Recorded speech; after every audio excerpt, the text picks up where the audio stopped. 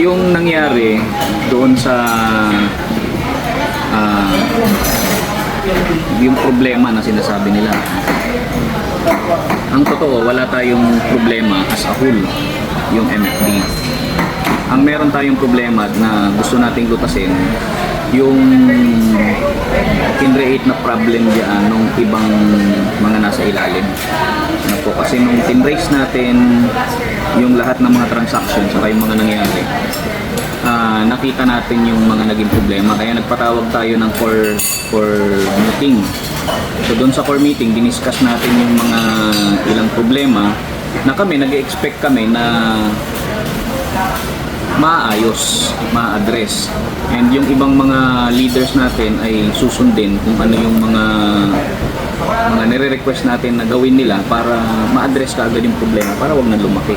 Ang isa sa problema na nakita natin, nung pinabayaan natin yung yung P2P, na abuso to. Na abuso ng karamihan ng mga members natin. To the point na ang ginawa na nila ay binabargain yung presyo, which is hindi na healthy sa community. Diba? Kasi ang nakita namin, number one, kaya namin sinasaway yun, dahil yung ibang upline, syempre gusto nilang silang mag-serve dun sa downline nila. Halimbawa, ikaw, meron kang USDT, gusto mo rin yung EP2P, i-pay yung downline mo, syempre ikaw magsiserve doon. Diba? Ang nangyari, dahil nagkakaroon ng bargain sa sa mga GC natin, hindi nakilala nung downline yung upline niya. Kasi doon na siya dumidirect doon sa mga nagbebenta, bumibili ng USDT. So umabot pa sa punto na yung upline, pati kami ng mga founders, parang kami pa yung lumabas na masama. 'Di ba? Kasi sabi nila, bakit doon sa iba mura, bakit sa amin na founder mahal? Ang sagot namin diyan, kasi yung binibili nyo sa amin, ibinibili din namin doon sa Binance. Magkano presyo sa Binance? Kung 58 ang presyo doon, tapos ibebenta nyo sa amin ng 55, abonado kami, laki ng abonohan namin. 'Di ba? So, maraming beses nating sinawayan, merong isang klase na ang ginagawa, minamanipulate nila yung USDT, na wala naman kasing production na nangyayari. So yung USDT mo kukunin ko, di ba? Bibilin ko ng mura. Siya naman, may pay-in siya, ang gagawin niya, bibili siya sa akin. Pagbili niya sa akin, ibebenta ko ng mahal to, di ba? So merong iba ginagawa nila 52, 53, 54, diba? Nung kasagsagan, meron pa kami nabalitaan, 51, 50, diba? Ang ginagawa nila, yung mga members natin, parang ine-educate nila na pagka binenta mo yan or winidraw mo yan, may 10% na tax yan, diba? Kung magkano na lang makukuha mo. So, pinokondisyon nila yung utak, which is hindi na maganda, diba? So, nakita namin, parang ginigisa na lang yung community natin sa sariling mantika. Diba? Kasi kung kinuha ko yung USDT mo, binili ko ng mura, tapos bukas mo pay in ka, kailangan mo ng USDT, ano mangyayari? Bibili ka ngayon. Pag bibili ka ngayon, sa kanya ka rin bibili. Sa kanila ka rin bibili. Nung binenta mo yung USDT mo mura, nung bumili ka, mahal na. Diba? Tapos pag ikaw naman ngayon may EPP2P, inaasahan mo yung grupo mo, nabili na nila. Kaya nakabili na sa kanila, di ba? So yung pangalawa, ang goal nila talaga is pabagsakin yung MFD. Meron tayong na-trace na grupo dito, grupo tong gumagalaw, na ang goal nila ubusin yung pondo sa loob, di ba? Kukunin ko yung mga payout nyo, USDT nyo, bibili ko ng napakamura. Ang gagawin ko, hindi ko ibebenta. Anong gagawin ko? I-withdraw ko sa loob. Pag withdraw ko sa loob, makukuha yung pondo doon, di may cash na naman ulit ako. Kukunin ko ulit yung mga payout na everyday may payout kayo, di ba? Kukunin ko yung payout ninyo, tapos i-withdraw ko ulit. So, yung ganong senaryo, walang pumapasok na sale sa loob, pero lahat nilalabas. Kasi ang gusto nila, pabagsakin yung MFD. At yun ang hindi namin pwedeng payagan. Kaya, yung na-experience ninyo na maintenance doon sa system natin sa payout ay hindi po yun aksidente. Yun ay prevention, kasi kung hindi namin ito gagawin, mamamatay tayong lahat. Di ba? Mamamatay ang MFD. Pag nangyari yun, kawawa naman yung mga tao. Di ba? So, nag-isip kami ng solusyon. Ang isang solusyon yan, kaya nagpatawag kami ng meeting ng core. Kasi isang nakita naming solusyon, lagyan namin ng additional charge. Kaya kung mapapansin niyo, maraming nagreklamo diyan, 15% na. Hindi naman yan para sa inyo eh. 'Di ba? Hindi yan para sa community. Kasi ang community, kung magpag-aaralan ninyo, ginagawa natin simula umpisa, 95%, 90 to 95% hindi naman nag-withdraw sa loob kasi ayaw nila ng 10% eh. 'Di ba? Anong ginagawa nila? Ginagawa nila P2P. Kasi sa P2P mas maganda yung presyo nun, 'di ba? Kumikita sila. Pero pagka nag-withdraw ka, masakit 'yon kasi yung 10% malaki. So, ngayon dahil binibili nila ng mura tapos wini-withdraw nila doon sa loob na hindi naman galing sa production 'yon, kundi yung USDT natin sa loob ay nilalaro lang nila. Kaya ang nangyayari, nauubos yung pondo sa loob, di ba? Willing silang magpatalo ng kahit matalo sila ng konti. Actually, kahit hindi konti eh, willing silang sumugal basta mawala lang ng MFD. Yun ang goal nila, di ba? Ngayon, para masaktan sila, anong ginawa natin? Nilagyan natin ng system charge na 5%, kaya 15% ang nababawas diyan. Yun ang isang reason kung bakit natin ginawa yun, para masaktan sila. Pangalawa, tinaasan natin yung minimum withdrawal. From $10, ginawa natin $30. Pero hindi pa rin naging effective yun. Kasi sinaway natin, pero hindi pa rin nakinig. Actually, identified namin yung grupo at saka mga individual na gumagawa nun. Hindi lang namin pinipinpoint kasi ayaw namin ma-open. Di ba? Pero ang nangyayari kasi ay dinadamage na nila yung hindi lang yung community natin kundi yung buong company. Kaya nung diniscuss namin, isa lang ang naisip na solusyon ng devs. Ang solusyon na naisip ng devs ay gawing monthly yung withdrawal natin na dating daily, di ba? Dalawang klase yan. Yung passive income natin, nanood ka ng video, kung $1,000 ka, kumita ka ng $10. Yun yung passive income. Mawi-withdraw mo yan monthly. Yung kita mo sa network, direct referral mo, pairing bonus mo, yung unilevel mo na 1%, mawi-withdraw mo yan ng daily. Daily. Ibig sabihin, kung ikaw isa ka naglalaro doon, wala ka namang production, di ba? Wala namang pumapasok na network sa'yo. Ang ginagawa mo, nagbabuy and sell ka lang. So, hindi ka maka-withdraw. Kasi monthly ang withdrawal natin eh. Ano lang ang mawi-withdraw mo? Yung kita mo lang sa network. Wala kang network. Wala kang mawi-withdraw. Di ba? Pangalawa, ang pwede mo lang i-withdraw kung magkano lang yung capping mo. So kung ang capping mo ay 7,000, halimbawa dahil $1,000 ang account mo, hanggang 7,000 lang ang pwede mo ma-withdraw. Kasi marami kaming nakita ng account $100. Ang withdrawal niya ay nasa $12,000 na. Saan galing yun? Di ba? Dapat ang capping mo $300 lang. Kumita siya sa tasking, kumita siya sa network, $300 lang pwede niyang kitain. Pero ang withdrawal niya, libo-libo na. Di ba? Saan galing? Bakit nagkaroon ng ganong kalaking transaction? Kasi nga, nilalaro nila. O ngayon, kung ikaw, investor ka lang, ayaw mo mag-network, maghintay ka na lang. Di ba? Yun ang decision namin for the meantime, pansamantala. Kasi pagka dineploy natin yung blockchain natin, by April, di ba? So, maghintay ka mga 2 to 3 months. Pag na-deploy natin yung blockchain natin, na-deploy na natin yan, kahit every minute pwede na kayong mag-withdraw. Wala na tayong problema doon. I-allow namin yun. Kumita ka ngayon, withdrawin mo. Kumita ka mamaya, withdrawin mo. Kumita ka ulit mamaya, withdrawin mo. Di ba?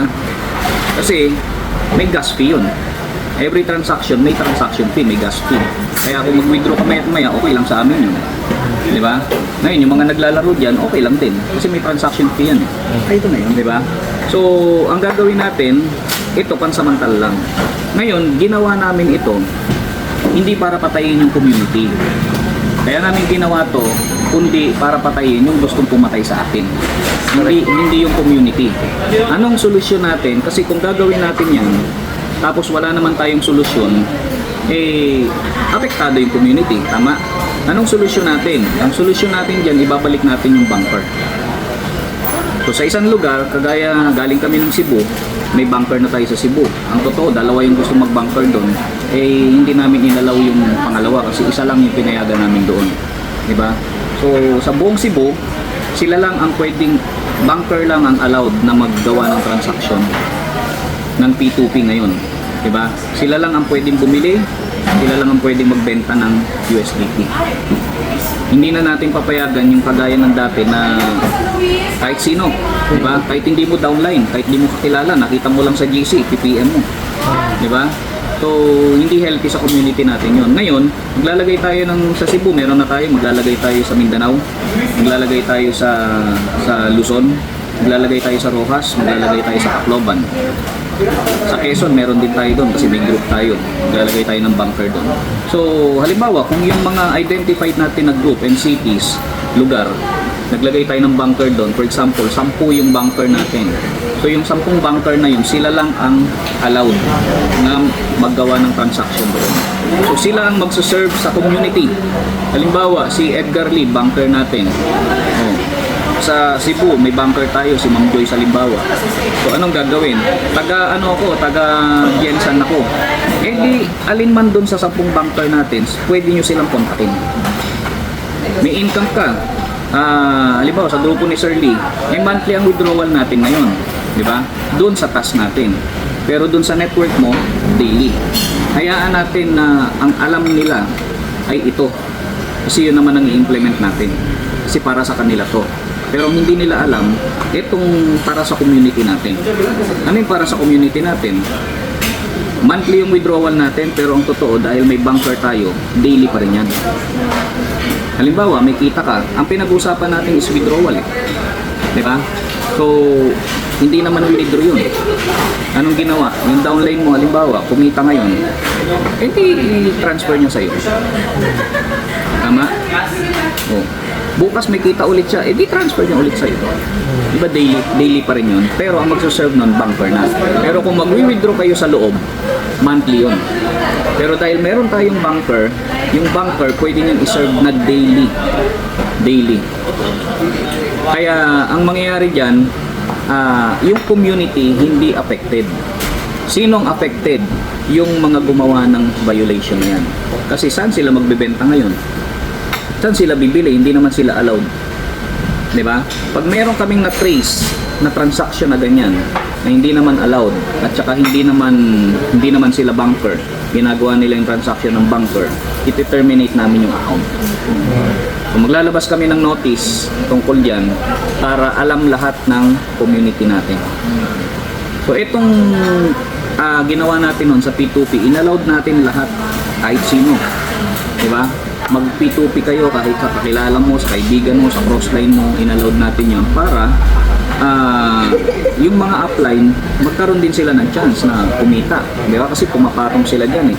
Kaya lang ang nakita natin inabuso ng sobra.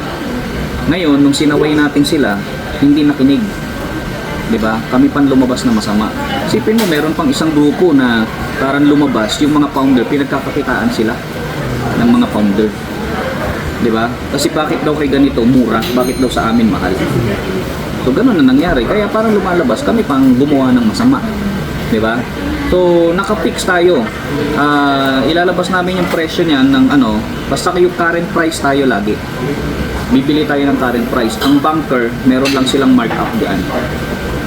So halimbawa, ang rate natin ay ang current price ay 59. Diba? Bibili ng bunker yan ng 56. Tapos ibebenta nila yan pag pinasok nila yan 59 ang rate. So 3 pesos ang margin yan, $3. So ganun ang mangyayari. Yun ang solusyon na nakita natin kasi pag hindi natin ginawang monthly ang withdrawal, walang mangyayari sa atin. 'Di ba? Uubusin nila yun. Ngayon, kung gusto nilang ubusin at meron silang kasi ang paraan na lang ngayon para para makuha mo yung actually wala na eh. Kasi ang mawi-withdraw mo na lang, una, income mo. Kung galing lang sa task yan, maghintay ka ng 1 month bago mo ma-withdraw. Ngayon, kung may bunker ka, kukunik kayo sa apply ninyo. Di ba? Kung sino yung bunker ninyo. Ngayon, kung wala kayong bunker sa grupo ninyo, halimbawa, grupo nyo ay Cotabato, di ba? Walang bunker. May bunker ng Mindanao. Di ba? Yun ang magsuserve sa inyo. Ngayon, kung walang bunker, hindi nyo kilala yung bunker ng Mindanao, may bunker ng Cebu. May bunker ng Manila. Basta ilalabas namin yung pangalan ng mga bunkers, doon lang kayo pwede mag-transact sa kanila. Diba? Ngayon, kung ayaw nyo mag-transact sa mga bunker, marunong naman kayo bumili sa finance kayo. Diba? May income kayo, galing sa network, ayaw nyo nang dumaan sa bunker, okay lang, withdrawin nyo. Daily naman ang withdrawal natin pag galing sa network. Pag galing sa task, monthly. Ngayon, gusto mong kunin yung income mo sa task, daan ka sa bunker. Kaya, nakita namin, walang problema ito. Diba? Nagkaroon lang ng parang inano lang natin ng konti, di ba, yung itsura, pero same pa rin, daily pa rin, di ba? Ngayon, yung kumikita diyan sa trading or P2P, inilagay na lang natin sa tamang tao. Bakit? Kasi itong mga bunker na ito, nag-invest ito ng pera para maging bunker. Tama lang na sila ang mag-benefit, di ba? At bounded ito ng guidelines, yung bunker natin. Kasi yung mga nagpi-P2P before, hindi madisiplina di ba? Hindi masaway. Kaya doon tayo nagkaroon ng problema. So, after nitong announcement, i-implement na natin yung monthly na withdrawal natin. So, sana malinaw po sa ating lahat yung message po namin. Pagka meron kayong question, connect tayo sa mga apply natin. Ano po. Tapos yung ibang detalye nito, ilalabas namin sa mga Zoom meetings natin. So, thank you po.